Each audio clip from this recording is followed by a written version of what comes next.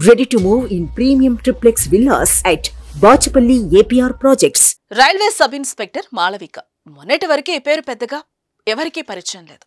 కానీ ఓ పొరపాటు కారణంగా ప్రపంచమంతా మాళవిక పేరు మారుమోగింది. నకిలీ ఎస్ఐగా తేలి అందరి నోళ్లలో నానింది. కానీ నిజానికి మాళవిక అంతరంగం పరిశీలించినట్టయితే అనేక సంచలనాత్మక విషయాలు విద్యావంతుల మెదళ్లను తొలుస్తున్నాయి. అసలు మాళవిక ఎందుకు నకిలీ ఎస్ఐగా అవతారం ఎత్తాల్సి వచ్చింది? ఎస్ఐగా చెలామణి అవ్వాలని ఎందుకు అనుకుంది? అసలు ఎస్ఐకి కావలసిన అర్హతలు ఆమెకున్నాయా? పోలీస్ డ్రెస్ పై మమకారమే ఆమెను ఆ రూట్లోకి తీసుకెళ్లిందా? ఎస్ఐ డ్రెస్ దాకా ఆమె ఎలా వెళ్ళగలిగింది? ఎస్ఐ డ్రెస్ ఆమె ఒంటిపైకి ఎలా వచ్చింది? దానిని అడ్డు పెట్టుకుని ఎవరినైనా మోసం చేయాలనుకుందా? ఎవరినైనా బెదిరించిందా? ఏమైనా సంపాదించాలనుకుందా? ఎంతమందిని మోసం చేసింది? ఏమైనా ఆర్థిక లావాదేవీలు జరిపిందా అని పరిశీలిస్తే వీటన్నింటికి ఒక్కటే సమాధానం, అలాంటిది ఏం లేదనే వస్తుంది. అయితే ఈ సమాజం అంతా మోసగత్తె అని వేలెత్తి చూపుతున్నది సరే, ఆమె ఎవరిని మోసం చేసింది? తనను తాను మోసం చేసుకుంది. తన కన్న తల్లిదండ్రులను మోసం చేసింది. తనని నమ్మిన వారిని మోసం చేసింది. అసలు తప్పు ఎక్కడ జరిగింది అని ఒకసారి పరిశీలిస్తే ఫస్ట్ మాళవిక ఒంటిపైకి ఆ ఎస్ఐ డ్రెస్ ఎలా వచ్చింది అని ఆలోచించాలి. ఎవరైనా బ్లాక్మెయిల్ చేయడానికి తనే కుట్టించుకుందా, లేదా ఎందుకో మాళవిక కాకి డ్రెస్ కుట్టించుకుంది తెలిస్తే అక్కడే సగం కేసు తేలిపోతుంది.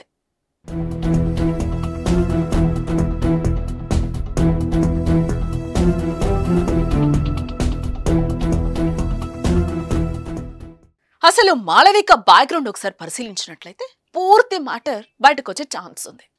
కడు పేదరికల్లో పుట్టిన మాళవిక తల్లిదండ్రులు ఇద్దరూ వికలాంగులు. ఇద్దరూ రేయనక పగలనక కష్టపడి వచ్చిన కొద్దిపాటి డబ్బుతో మాళవికను ఉన్నత చదువులు చదివించారు. తండ్రి పాండప్ప ద్వారా వచ్చే కొద్దిపాటి డబ్బే వారికి ఆధారం.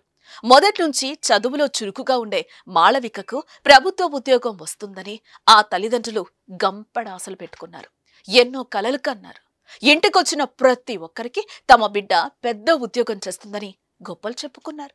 హైదరాబాద్ నిజాం కాలేజీలో పీజీ పూర్తి చేసిన మాళవిక ప్రభుత్వ ఉద్యోగ నోటిఫికేషన్ కోసం ఎదురు చూస్తూ పలు కాంపిటేటివ్ పరీక్షలకు ప్రిపేర్ అవుతుంది.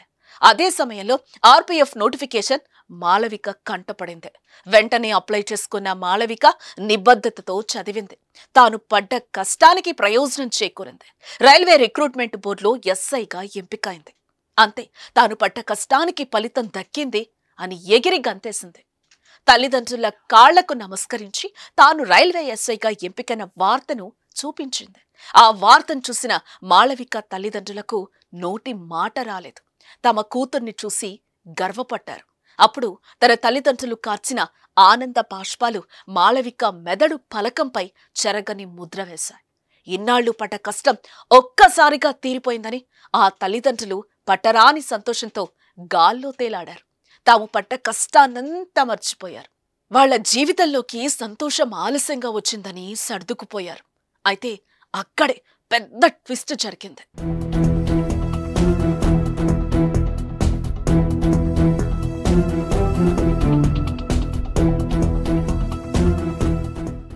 మాళవిక తానోటి తలిస్తే దైవం ఒకటి తలిచింది అన్నట్టుగా దగ్గరదాకా వచ్చిన ఎస్ఐ జాబ్ కంటి లోపం కారణంగా దూరమైపోయింది.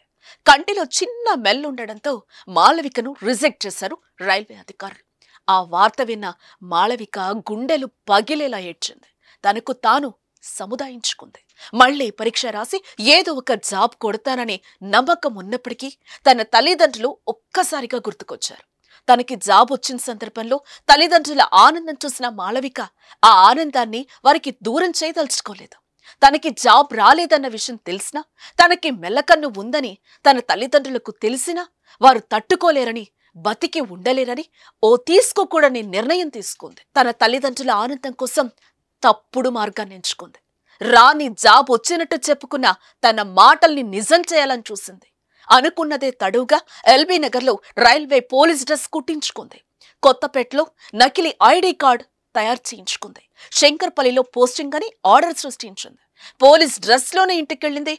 పోలీస్ డ్రెస్లోనే తమ కూతుర్ని చూసిన ఆ తల్లిదండ్రుల ఆనందానికి అవధులు లేకుండా పోయాయి. మాళవికను చూసి స్థానికులందా ఉప్పొంగిపోయారు. ఇరుగు పొరుగు పొగడ్తలతో ముంచెత్తారు. ఇంకేముంది, తల్లిదండ్రులను సంతోష పెట్టడం కోసం తాను ఎంచుకున్న మార్గం తప్పని తెలిసినా తప్పించుకోలేని పరిస్థితి కొని తెచ్చుకుంది.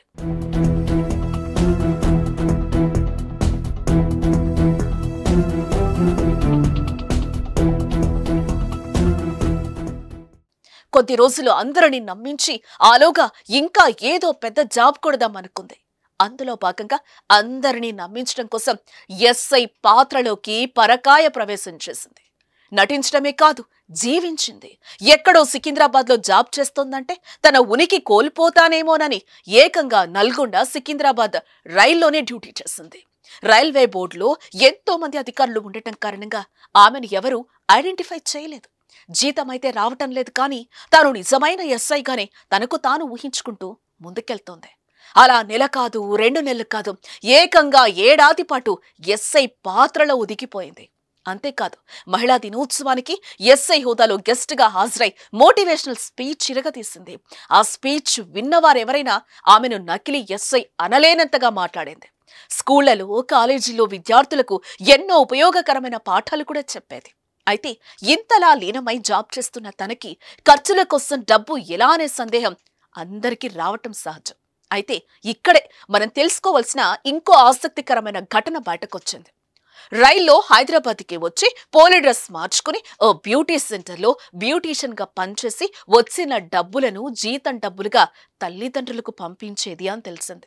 అయితే ఇంతలా ప్రభుత్వ ఉద్యోగాన్ని వాడుకున్న మాళవిక ఎక్కడ ఆ పోస్ట్ను దుర్వినియోగం చేయటం కానీ, బ్లాక్మెయిల్ చేయటం కానీ చేయకపోవటం ఇక్కడ మనం గమనించాల్సిన విషయం. అయితే అంతా బాగానే ఉందనుకునే సమయంలో పెళ్లి నిర్ణయం తన జీవితంలో అనూహ్య సంఘటనకు కారణమైంది.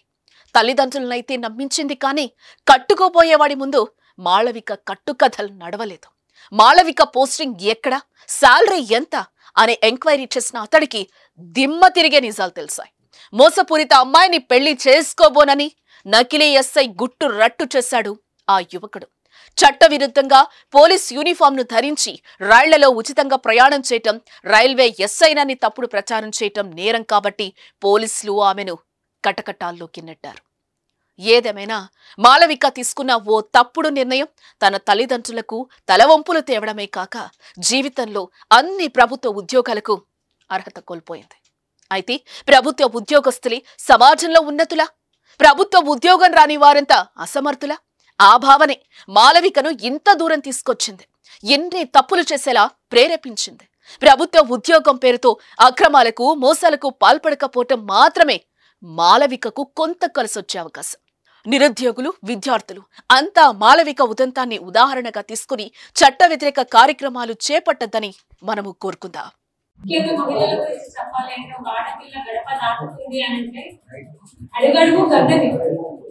అది ఇంట్లో వాళ్ళతో ఉండకపోయినా నా లైఫ్ లో నేను స్వయంగా ఫేస్ చేసే సిచ్యువేషన్స్ ఏంటంటే, ఒక ఆడపిల్ల ఒక దగ్గరికి పోయిందంటే వెనకే కావచ్చు, ముందే కావచ్చు, కానీ చుట్టుపక్కల ఉన్న సమాజం అంతా వేరేసి చూసారు.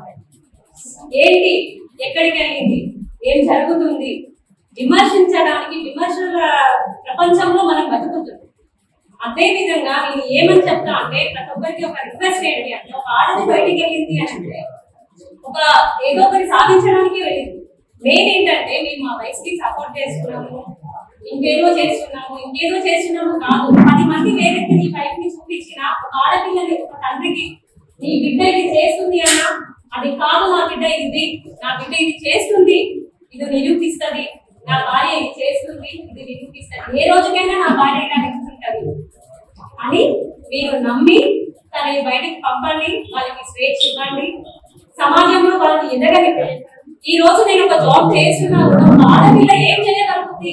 నా ఐఆర్ ఆఫీసర్ ఒక అబ్బాయి అయి ఉంటాడు, వాళ్ళ కింద కూడా మనం లొంగి జాబ్ చేయాల్సి వస్తుంది. కానీ నీ హోదాకి ఆయన హోదాకి డిఫరెన్స్ ఉండొచ్చు, కానీ నువ్వు కష్టపడి జాబ్ కొట్టుకున్నావు కాబట్టి నీ వృత్తికి నువ్వు న్యాయం చేయాలి. ఎప్పుడైనా సరే ఒక హైయర్ ఆఫీసర్ ఏదో అంటాడని, ఎవరో ఒకరు విమర్శిస్తున్నారని నీది నువ్వు తక్కువ చేసుకోకుండా, ఎక్కడైనా సరే స్త్రీ అంటే ఒక శక్తి లాగా మేడం చెప్పింది కదా, వాళ్ళ తల్లి పేరు ఇంటి పేరు మార్చుకోవాలి, కానీ ఆ స్వేచ్ఛ ఉంటది కదా అత్తగారి దగ్గర, ఆ స్వేచ్ఛతోనే అమ్మాయికి ఒక స్ట్రాంగ్ శక్తి అన్నమాట. ఇంకా ఎక్కడికి వెళ్ళినా నేను ఇలానే ఉంటా, నా అమ్మ నాన్న దగ్గర ఉన్నట్టు నా స్టడీలో పరంగా నా తల్లిగారి పేరు మోస్తూనే ఉంటా, అంతే విధంగా భర్త గౌరవాన్ని మోస్తా.